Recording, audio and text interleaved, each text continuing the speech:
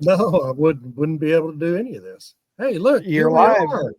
We are live finally. Sorry about the delay, everybody. We have had some technical difficulties. My computer seemed to crash, so I had to go to my backup computer. I hope this is working well. Welcome to Weekly Talking Politics with Larry Schweikert. We have taken a few weeks off here to regroup after the election, which thankfully went the right way, at least for those of us hosting this show.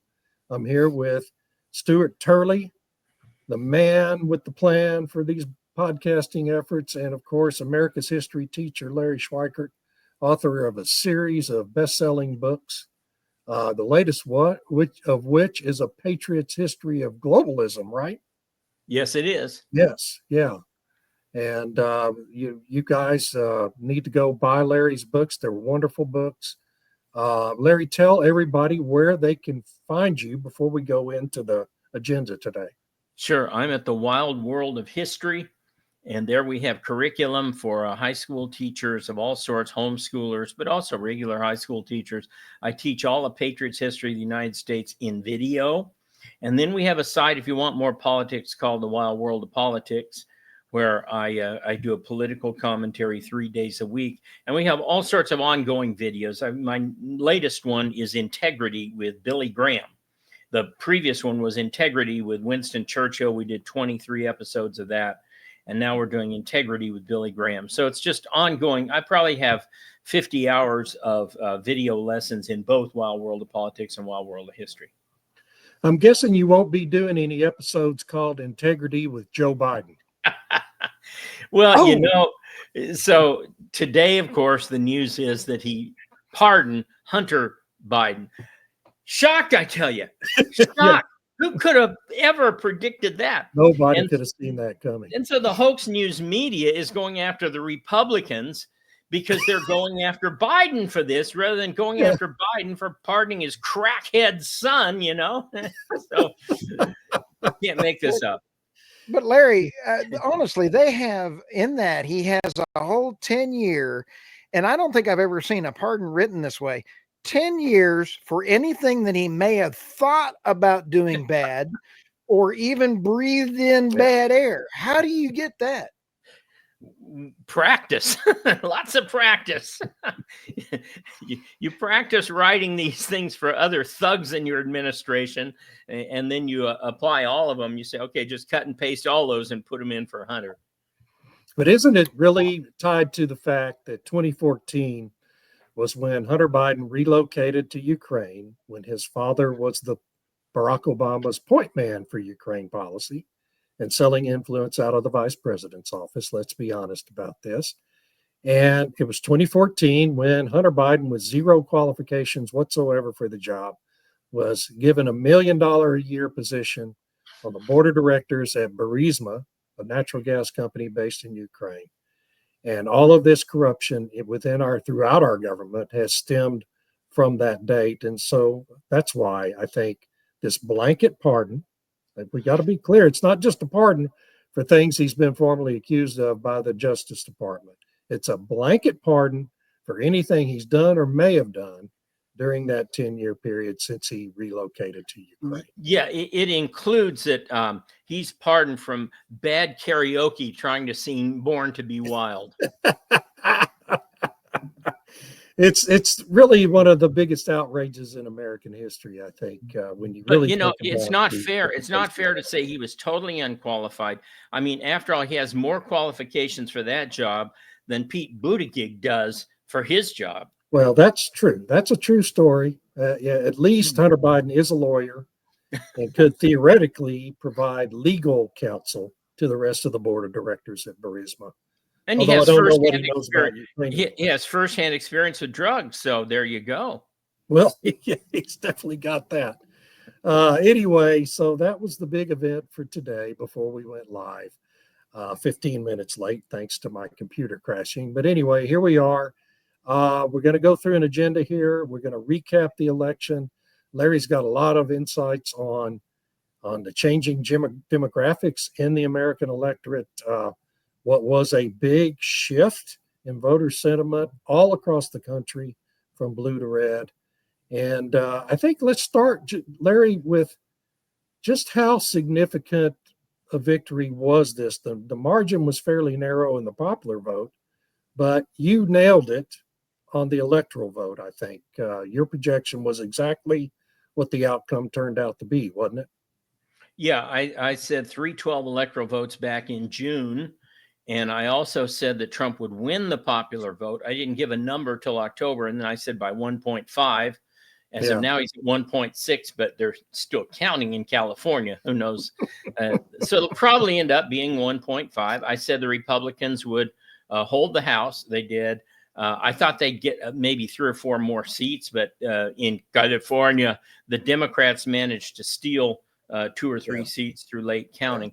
By the way, it is a myth that the Republicans never win a late counted seat.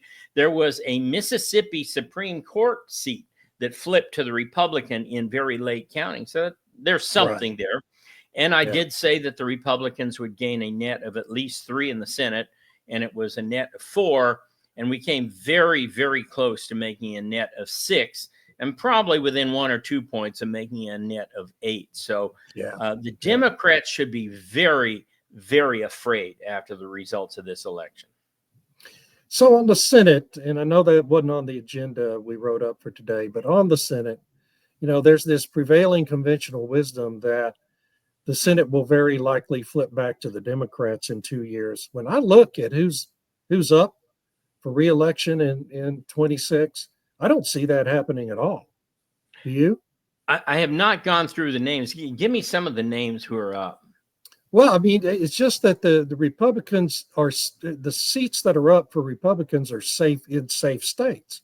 Cornyn, in Texas. I mean, and I'd have to go look at them McConnell. Again. Yeah, McConnell's up again. There's one vulnerable seat in North Carolina, as far as I could tell. What's his name?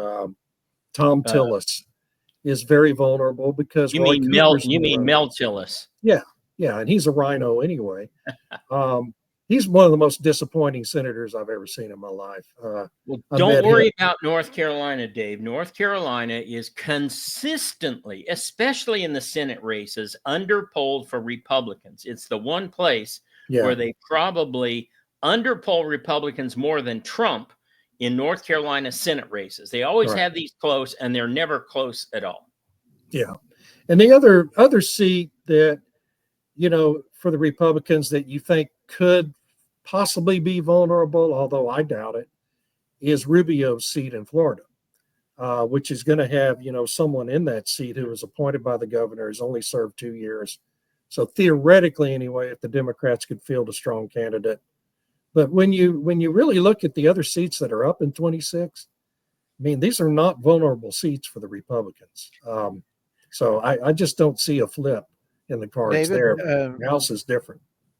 What I have started doing is on X, this formerly known as Twitter. I have been reaching out to any candidate that is starting to primary out rhinos. I have an open offer for them that I'm creating a podcast series to help them get talking points and create marketing material for them, so that any rhino knows on point. Chelsea Grammer or Lindsey Graham, whatever the heck his name is, he needs to go away. That warmonger son of a gun needs to go. If you're out there and you want airtime on a podcast, I've had 30 million transcripts read on my podcast this year. I've had 1.8 million downloads. I'm not a big podcast, but we got reach. Between David Blackmon, myself, and Larry, we got reach. Yeah, and so, maybe Ken Paxton in Texas might want to get a hold of you. He's apparently planning to primary Mr. Cornyn. That'd be a big lift. Cornyn, as disappointing as he is pretty strong in Texas and has never had good old really cornhole. Yeah. Stu, you need to get Ving Rhames involved in that. We got the reach. I'll tell you what, I am very pleased with my team being able to get everything done that they have. And considering how badly I am shadow banned by Google, Google doesn't like the truth. And I think it's a testament to my team. Well, when we're done with this, I want to talk to all three of you guys for a brief moment about an idea I have for a once a month podcast that would involve us and my election night co-host, Seth Keshel, who is deeper into the statistics than anybody I've ever seen in my life. Yeah. I mean, he was calling these races within the actual vote margin, not just say, well, win by 1%, but he'll say win by 40,000, 50,000. He had those right down. So we need to talk. Here's something that I'm looking at. So you know that from the time we started this, I've been talking about the big shifts. And of course, the biggest shift this time around was the Hispanic shift. So much so that Matt Iglesias and Ruy Teixeira and others are writing specifically about how the Democrats are losing the Hispanics. Now, as a historian, this is one of the great ironies of history, that in the past 30 years, the Democrats have worked their tails off to bring illegal Hispanics into the United States under the assumption they would give the Democrats a permanent majority. And it's turning out to be just the opposite, that Hispanics, Trump got 45%, an all-time high, tying George W. Bush. Right. And chances are, were he to run again, he would get way over 50. Most of these liberal commentators are saying that it was Hispanics that basically flipped all of the swing states to Trump. And so you have this, the first Civil War I've always been talking about is the illegal criminal alien invaders versus the urban blacks, mostly blacks. And that certainly panned out. And we see, I'll talk about this in a second, in New York, how this is really producing major problems. Number two, you had the Palestinians versus the Jews. And that definitely worked against the Democrats in Michigan, which probably cost Harris, Michigan, that Arab vote and the Hispanic vote in Michigan. Yeah. There's a brand new civil war brewing. I hear nobody else talking about it. And that is the techies versus the Greens. And that is the Silicon Valley tech guys who are now obsessed with their new toy, AI, and they can't do without it. It's infiltrating everything because they're so enamored with AI. It's sort of like the Prius was about 10 years ago. Yeah. And this has, as you know, Dave, more than anybody, AI draws more power and energy than Galactus does. Whenever I think of AI, I think of the Fantastic Four comic book and that giant guy with the kind of horns who would eat planets for energy. That is AI. It eats planets for energy. And so the green movement, with its solar, with its wind, with its batteries, has no chance if the techies are going to demand their Galactus level energy. And they will slowly fracture away from the Democrats. They don't want to, but they're going to have to because of the energy needs. Yeah, I think that's right. And that's going to be a pretty consistent problem for the Greens to overcome. And I don't see how they can do it, honestly, because the tech companies are going to get the power regardless, and they're not going to care what the source is. I mean, we've got Amazon keeping coal-fired power plants open 5 years longer up in Nebraska to fund one of their big tech centers. So, that's going to be a long-term issue that we're going to have to deal with. There was a question about Gavin Newsom, about whether he's going to run in 28, right? Mm-hmm. I mean, obviously he's already running. He's convening this session to Trump-proof the California economy today as we're recording this. And so I think he's already basically signaling that he's going to run. Well, as of today, the Democrats have 4 candidates. One is Gruesome. One is Witless Protection, Gretchen Whitmer up there in Michigan. And is that the same one that tried to hijack herself with the FBI? Yes. Is that the same one? Yes. The third is Harris, good old Cackles, who announced that she's going to run again, which you go, girl. Yeah, and then the fourth one is Occasional Cortex, Alexandria Cortez, who just, man, if we could just run her, that would be so awesome. I mean, you're talking basically 400 electoral votes with her out. I first predicted she would run in 2028 way back in 2019. She is the next Manchurian candidate for the Democratic Party. She's following right along the same process that Barack Obama went on during the aughts, the early years of this century. But it's a vastly different world, David. I mean, it's not a different world, near the same world as when Obama came in with hope and change. Let's get us out of the wars. Let's all sing Kumbaya, embrace. Right. I've got a very good story for you, though, speaking of Kumbaya. One of my friends, Mark Stein, who was the lead singer and keyboard player of the group Vanilla Fudge in the late 60s. The Vanilla Fudge, man. I love Vanilla Fudge. They were so good. Yeah, they were really good. Mark Stein and I hooked up when I sent him an email over thanking him for support of the 9/11 rescue dogs. He did a concert to raise money for the 9/11 rescue dogs. I said, that's really great, Mark. I appreciate that. And we started conversing and eventually said, my wife wants me to write my autobiography. Would you help? Well, normally I would charge for that, but this is one of my all-time idols. So I go, yeah, I'd love to help. So we wrote his autobiography and he put me in touch with all sorts of other people around the country, rock and rollers and everybody else. So I totally forgot where we were going with all this. You had led me to a great story, and now I forgot it. Well, we were talking about Gavin Newsom running. I'm not sure how we ended up with the Vanilla Fudge, but anyway. I'll remember it and tell the story. That's how I live my life, actually. Now that I've set it up perfectly. Yeah. So California, though, is a really great story because, as you mentioned, they are still counting votes in California 26 days after Election Day, 27 days after Election Day. And I know the Republicans have filed some lawsuits seeking injunctions on the vote counts in a couple of those California districts. But as I explained to a friend the other day, the problem is you have to file in state court because the states control the vote counts. And all the judges in California are communists, just like the politicians. So you're not going to get good. What can the Republican Party do to fight back against this clear, obvious voter fraud operation that is just institutionalized in California now? Well, yesterday I was talking with Seth Keshel about this in Arizona because they're still counting in Arizona. Yeah, they're still counting in Arizona. Yeah. And the issue is something that Republicans have fought for, which is signature verification.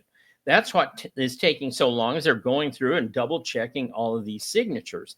Well, Florida counts all of their early and mail-in votes first. Before the election day even opens, they're already counted and under seal, which is what caused Steve Bannon's team to absolutely freak out in 2016 when the Florida early vote posted. They go, we're going to lose Florida. I go, no, you're not going to lose Florida. But so one thing would be to change laws so that all of the early mail-in voting, and we would like to do away with mail-in voting, but that's another story, so that all of those are counted before you get to Election Day. Then all you have to count on Election Day are the actual precincts that are out.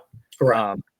The second thing is, if you're going to do signature verification, it's going to take you more than a few days. It's just, there's no way you can verify 5 million signatures or even 2 million signatures in 24 hours. Yeah, but so here we are. We've got 2 states still counting votes. 48 other states managed to get this done. In Florida, they counted 16 million votes before 10 o'clock that evening. Texas, we counted something like 14 or 15 million before midnight that night. It certainly can be done if you just have the right processes in place. The problem is you got to have a state government that's willing to do that, right? And in California and Arizona, the Democrats are more interested in stealing elections than conducting free and fair elections, it seems to me. And the answer to that is you've got to win over the fraud, like Trump did, like so many other of these senators did. You've got to beat them, even though they've rigged the game. I mean, there's people who think the Kansas City Chiefs right now are getting a lot of awfully good calls, Well, if you want to beat the Chiefs, you're going to have to beat them and the refs. It's just a fact of life. And once you start doing that, then the Democrats themselves will demand that you change the laws because mail-in voting is racist. Yeah, if it's not their advantage anymore. Go ahead, Can Steve. I got a question for you, because the Democrats still counting in California. They're probably counting, in my opinion, for trying to weasel away the popular vote. And so they're just getting all these votes in. And I read somewhere that they think that Trump may have gotten a lot more than the 71 million votes. They think he could have gotten 90 million votes because there were so many Dominion voting machines that flipped Trump votes for Biden or for Harris, that I think we've got to fix that issue, because he got a mandate. I believe he got that 90 million. Well, Trump is at 74 million right now. They're not going to take the popular vote from him. Even it's not even going to be close. I do believe he should appoint a commission to look into both 2020 and 2024, but we'll see if he does that. You see where I was going with that is I think he got the 90 million. I think that they had Dominion servers flipping, though. There's enough evidence that when you have Colorado having her codes to the Dominion servers, are you playing catch with your cat, David? Yeah. I mean, if you have getting him to stop doing something over there. If you have the Colorado head of the voter up there leaving the codes to her Dominion servers open to the internet before the election, you gotta be kidding me. Yeah, Stu, the thing that works against suggesting if they flipped millions of votes via Dominion that was going to really change anything is this: overall vote was way down this time, something like 142, 143 million, right? Okay. And while we think 12 million could be accounted for fraud based on where you were in 2020, the fact is there are simply not going to be that many people come out without the COVID protocols. Remember, when we had COVID and everybody was locked down, there was nothing else to do but vote. You know, in July, you were getting ballots and you were stuck in your home, and I might as well fill this thing out and send it in, right? And there have been so many analysts that look at the impact of COVID just on turnout and how much greater it increased the turnout in 2020 over 2024, leaving aside fraud. Okay. So saying 90 million is out. I don't think that Trump got 90 million. I think he maybe whatever got the number 80 is. million. Maybe got 80. Yeah. I think so. I think that whatever the number is, we don't know the actual number. But Biden did not get any 81 million in 2020. He got closer to 63 million. Right. Yeah, exactly. I mean, and that's an enormous problem. And I doubt Kamala Harris got many more than that this time. It's an enormous problem that has to be addressed. We've got to fix that to have free and fair elections in this country. And the problem is, you know, I think that as conservatives, we're probably all pretty much in favor of having state control of the elections. That's part of the federal system. It's how the Constitution was set up. So you don't really necessarily want to change that. But when you have these long-term corrupt governments, one-party states like California, New York, Illinois, you have to find some solution to that, some way to resolve that issue to ensure that their elections are conducted in the same way the rest of Americans are. And that becomes a real tough thing to do in the current system. I think it's possible, David, for the Congress, if we could get one that would do it, to pass a law establishing that on election day, all votes must be counted by midnight that night, and let the states work backward from there. It doesn't do anything to state authority. States can accomplish that any way they want, but they must accomplish it due to the requirements of the Constitution, validating the electors and all the other stuff. Why would that be so hard? But getting a Congress to do it, certainly with only a 2-vote Republican lead in the House and only a 3 or 4 vote lead in the Senate, and 2 of those are not Republicans, 2 of those are dementia patients. Right, exactly. David, the other graphic I found most amazing was the only states that Kamala won were those that allowed no ID or pictureless IDs. And She didn't win a so single state with real voter ID laws, not one. exactly. Yeah, I think that has got to be something for Doge and Elon. If you're listening to this podcast, you're more than welcome to come on at any time. But also for Doge, I think that ought to be something as well. You got to have something for election integrity on banning the damn machines and voter ID. Those two things I think would help guarantee things. There's a lot of concern, though, Stu, right now about these new ID requirements to fly. And people are starting to worry about a national ID card that would, in the hands of a Biden administration, prevent you or I or anybody else from ever getting on a plane. They just label as some sort of domestic terrorist, which they absolutely they do anyway. Yeah. I mean, look at what they did to Tulsi Gabbard. I mean, they good grief. Here is a woman that I hope is approved to be in charge of our national intelligence agencies. I had my doubts at first about her, but I think she's stepping up. I think it could be great. Well, speaking of Tulsi, no, I want to do this first. So, we talked about Hispanics and the big voter shift there. The other really significant thing that I saw, Larry, and I wonder what you think about it, is Gen Z and this huge shift among young voters from Democrat to Republican. That is something that if the Republicans can consolidate and appeal to, could have enormous consequences well into the future, right? I mean, these are people 18 to 29 years old who voted in near majorities for Donald Trump. Well, and there were the main thing there was obviously the economy, lack of opportunity, lack of jobs.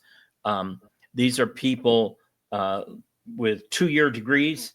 And even those who come out with just a regular 4-year college degree, if it's liberal arts, not too many things you're going to be able to do with that. And so what we're seeing is a twofold development. One, colleges are seeing their enrollments fall.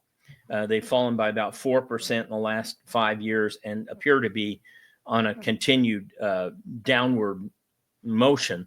At the same time, women are making up far more percentages of those who do attend college. Right. Last I saw, it was about 52% and growing. Men are increasingly saying, I don't want to go to college. They're too feminized, too woke, too crazy. And the financial reward of spending 4 years in college is really not that great. It used to be there was a big gap between high school and college in terms of your lifetime earnings. Right. Now the gap is only between higher level degrees, MAs and PhDs, and BAs. That's where the gap is. But even among those, if you've got like me, a PhD in history, you're going to be more limited than if you have a PhD in molecular science or something like that. So, which takes a very long time to get, and a lot of smarts. And people are finding that if you go to work right out of high school or right after 2 years of college, you may have a lot going for you, and it may not matter in the long run, right? So those two things are driving the Gen Z turn to Trump. The males, Trump overwhelmingly won males, I think by 14%. Yeah. And this, again, is a response to woke. Most of woke stuff is very feminized stuff that just drives men away. And as a result, we're seeing many of these companies, at least openly, Walmart's the latest, but also Boeing and some others, closing their DEI departments altogether because it was not flying, to use a pun with Boeing. Yeah, exactly. So the other, and this will be the last on this particular line. We had all these polls leading up to the election showing Trump getting 20 to 25% of the African American voter, at least black males. And he ends up getting 12.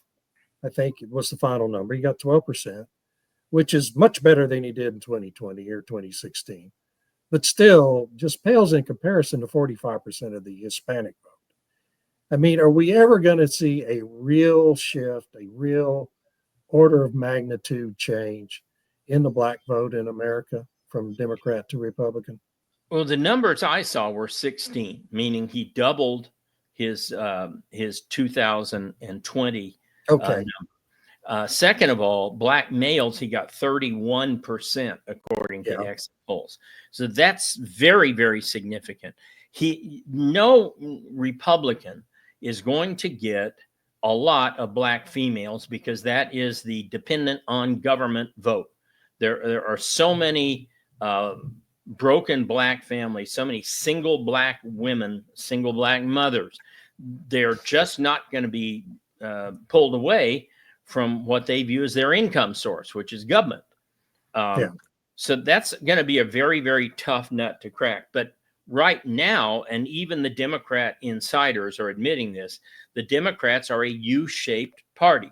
They've got the very, very rich on one side, and they've got the very, very poor on the other, and they're losing everybody in between. And the Republicans, it's an astounding thing that they've done, is they've remade themselves completely into the party of the working class, blue-collar voters, average Americans, middle class, and pulled away from the elites.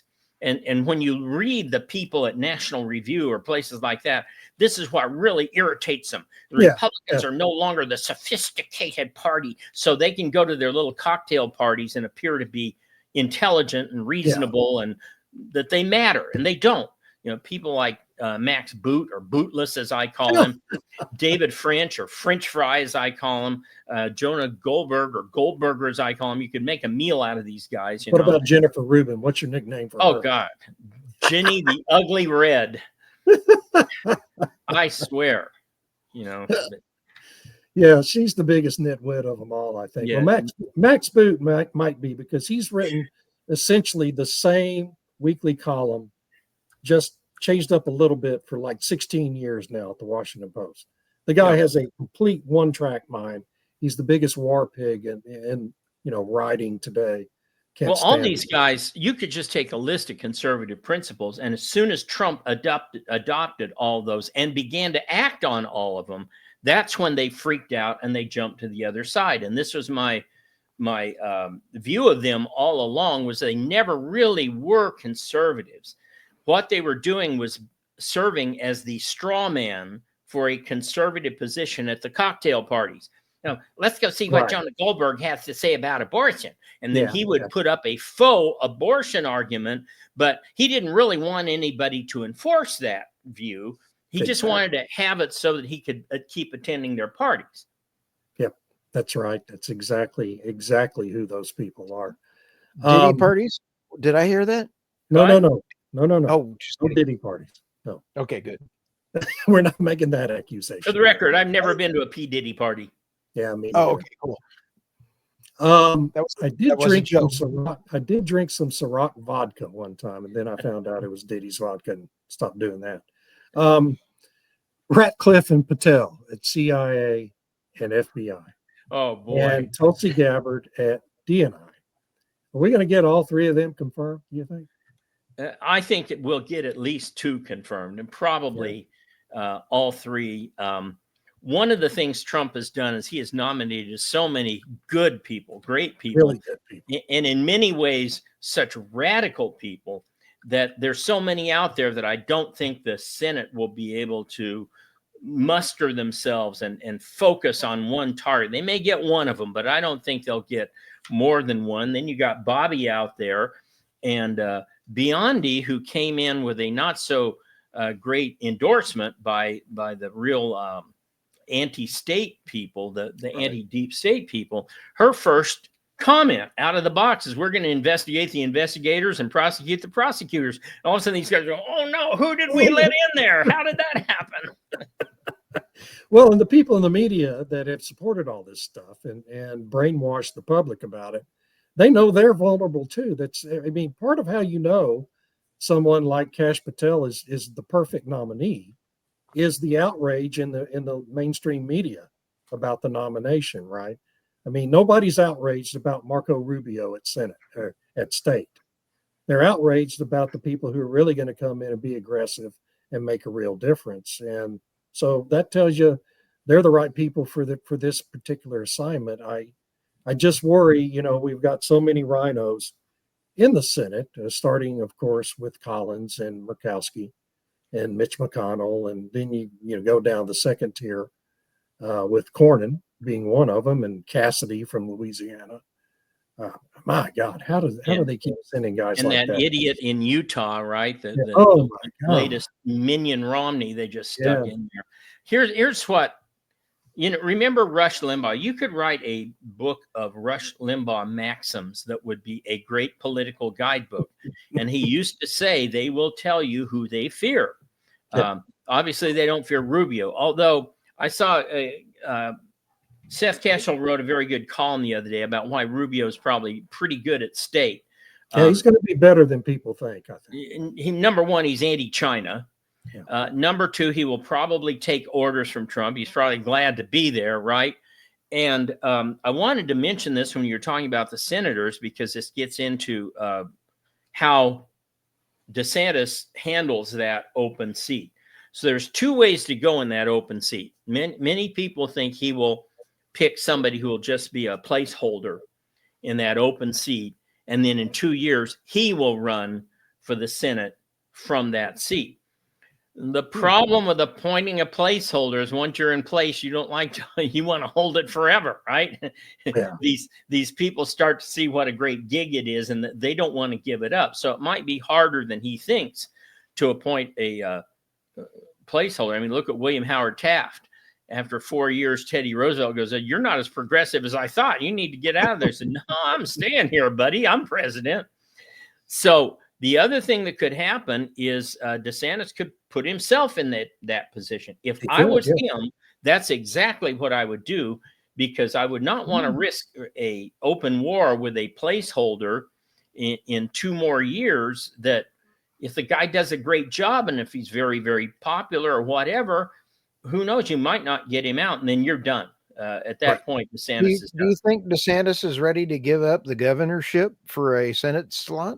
Well, he's only got 2 more years, and then he's I think he's term limited out. Yes. Yeah. What a great move for him personally. He has no future outside of Florida in national politics unless he takes that Senate seat. Right. I think that's right. I agree with that. I don't think he can serve out his term as governor and then go right into a campaign for the presidency without that platform to run from. Right. And so being a senator gives him that platform. I totally agree with you. If I was him and I saw myself as a future presidential candidate, I would definitely appoint myself to that job. Now, there is a third option. And the third option is, if he really wants to be considered for 2028, but not take the Senate job, he would coordinate with Trump to give Trump everything he wants as a person. If it's Laura Trump, fine. I don't know who it is, but whoever Trump wants in that gig, DeSantis could put him in as a quid pro quo for Trump agreeing to stay out of the 2028 race and just let it go forward. He wouldn't endorse DeSantis because, there's J.D. Vance, but he could say, in return for giving me a solid Senate vote that I can count on every time, I will agree to stay out of the race in 28. Interesting. That would be quite a commitment on his part. What about other nominees? I mean, I feel like the Senate is going to, they already took out Matt Gaetz, which I think was not a wise choice to begin with for a lot of reasons. But I suspect they're going to demand at least one more sacrificial lamb before then the rest of the Republicans will back up and give him everything else. I can't, in looking at the slate of nominees right now, it's hard for me to decide who that's going to be. I mean, when you really look at it, it could even be Robert F. Kennedy, right? Who is a very controversial figure, particularly for the job Trump is nominating him for. And then the other one, of course, is what's his name, the Fox guy that he's Hegseth. Pete Hegseth for Secretary of Defense. Those are the obvious choices, right? I mean, other than the three we've already talked about. I think Ratcliffe is safe. He's in at CIA. He's already been Doesn't have in a problem. once, yes. But they're so afraid of Patel at the FBI. You know, I mean, I just think that he is one they're really going to go after. And so many of those senators, the rhinos, are compromised related to Ukraine and the military industrial complex. I just think it's going to be a big lift to get Patel in that job. I'll tell you what, I did see Dr. Patel, Kash Patel's dad, put out on X. I don't know how big of a reach he has, but he said, I will call every Patel in the United States to go on strike. Yeah. And I guarantee you, if for a man to put that out there, a doctor, I have a feeling he's got reach. 30% of the motels in the United States of America are run by someone with the last name of Patel. Wow. That's a big, fat, hairy deal. That was in the New York or Washington Post last week. 30%. Yeah, but Dave, you know, if 30% of the brothels in Washington were owned by somebody called Patel, then you'd have leverage. Then those guys would be in real trouble then. Here's the thing. I think probably Hegseth is the most vulnerable, only because his record has the most places to attack him on. Right. Patel's record has no place to attack him on. It would just have to be personal animosity. Right. Gabbard's lack of experience would open her to some attacks. Bobby Kennedy is both hated by a lot of them, but also feared by a lot of them in terms of he has such incredible reach, and he is a Democrat. And there's just so many things that could go wrong with opposing him. I think he's safe. So in pecking order, I think the one most in trouble would be Hegseth, followed by Patel, followed by Gabbard. However, this is a new Donald Trump. Yeah. This is a Donald Trump who learned from the last time around. And I do believe that this Donald Trump is fully willing now to use the Obama Accords, which is to threaten to dump dirt out the wazoo on these people, to expose them like they've never been exposed before. And I mean to every charge possible, including the Epstein charges, if they oppose his people. And I hope he's getting that word out now saying, you guys, you're not going to do this to me this time. And if you try it, I'm going to absolutely destroy every one of you. Oh, this is President Trump right here. He's calling in. Yes, sir. You got it? Okay, you heard Larry? Great. Thank you, President Trump. You're on it. Thanks. MAGA. Well, he may have to do that, you know. I mean, and the reality is every one of these senators has those vulnerabilities. I can't talk. They're all compromised in some way or fashion. So it's not just a matter of Susan Collins or Lisa Murkowski not liking somebody and they're not going to vote for them. They've got all these problems in their personal lives, their professional lives that can be revealed and rolled out at any time. So it's going to be just fascinating process to watch. Well, my guess is we lose Collins and Murkowski on every single major candidate. The top six, they won't vote for any of the top six. I think the fight is between the guy in Utah. Why do I keep having a... Yeah, I forget his name too. Curtis. Between Curtis, Yertle, Mitch McConnell, and who was the third one you mentioned a while ago? Bill Cassidy. I think Cassidy is more reliable than Cornyn. Tillis. What about Tillis or Cornyn? Yeah, Tillis, he's not going to be in the Senate, so that's hard to blackmail him in terms of voters,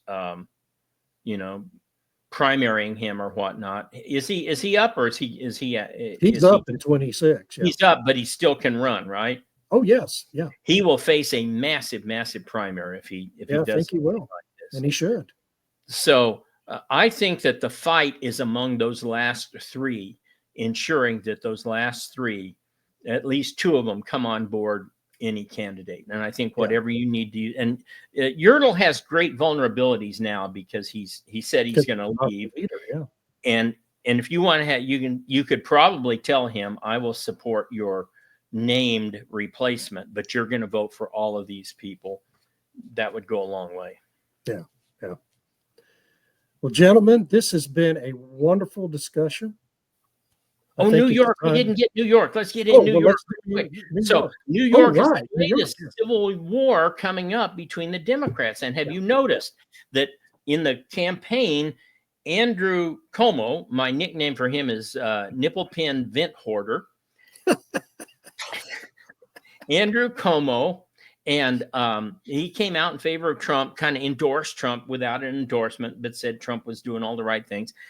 Then the mayor of New York, Eric the Red Adams, came out and started closing these migrant hotels and said, we're done with all of this. Then Biden indicted him. So now his only hope of getting out of the indictment is President Trump. So he's come out even stronger against the sanctuary city stuff. Strong that a state Democrat had to tried to start passing legislation to fortify the illegal aliens there, which we'll see if that happens. And then just yesterday, Governor Hochulaga, Kathy Hochul, came out and said that the state of New York is going to support ICE on all of this. So you have this major shift to New York on the heels of Trump coming within 12 points of winning New York State, probably closer to 11, 5 points of winning New Jersey. They are seeing a shift. And I think that now New York is positioning itself as the not California in the Democrat Party. Well, that would be a huge thing in and of itself, right? I mean, that would just have tremendous ramifications for the future. That statement by Hochul was really extraordinary and didn't get the attention in the press that it really deserved. I remembered the Mark Stein story. So after all of that, when Mark Stein was done with his music career of Vanilla Fudge, he went into jingle writing in New York City for major companies. And he ended up in the final two of a jingle for Coca-Cola. And his jingle for Coke was "People like you like Coke." And he lost out to "I'm going to teach the world to sing. It's the real thing." And that was what I was talking about with Kumbaya and everybody holding hands. I knew I'd get back to it. Well, that's fantastic. Guys, we need to do this more often. I think we need to find a way to keep this deal going, whether it's a monthly or a weekly. And the three of us do need to talk offline about that. But I think folks watching and listening, you'll see this come back one way or another soon. And we will let it known on our social media feeds what we finally decide to do. Stu, I did not think up top to give you the chance to tell everyone where they can find you before we go. Oh, well, thank you. EnergyNewsBeat.co is my website. We average about 70,000 people a day on the site. Also, the Energy Newsbeat .substack.com. So, and I'm always on X picking on people. So you got to love it. He's all over the place, folks. He's all me. You can find me at davidblackman.substack for politics, blackman.substack for energy. I write about both every day, usually several times every day. And everything I write everywhere else ends up being linked there in one way or another. So that's where you can find me. And with that, we're going to wrap this episode up and decide what we're going to do in the future. And we will be sure and let everybody know. Larry, thank you